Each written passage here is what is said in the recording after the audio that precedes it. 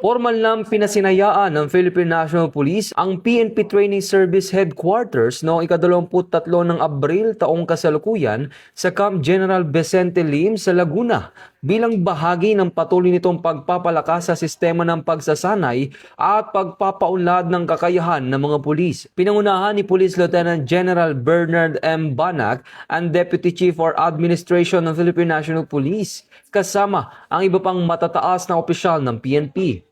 Layunin ng bagong pasilidad na higit pang paigtingin ang profesional na edukasyon at operational readiness ng hanay ng pulisya sa pamamagitan ng makabagong training, governance at pasilidad. Ayon sa PNP, ang inisyatibong ito ay bahagi ng kanilang focused agenda na nagtataguyod ng disiplina, kakayahan at makabagong sistema ng pagsasanay upang matugunan ang nagbabagong hamon sa seguridad. Ito ang bagong PNP para sa bagong Pilipinas, serbisyong mabilis, tapat at nararamdaman.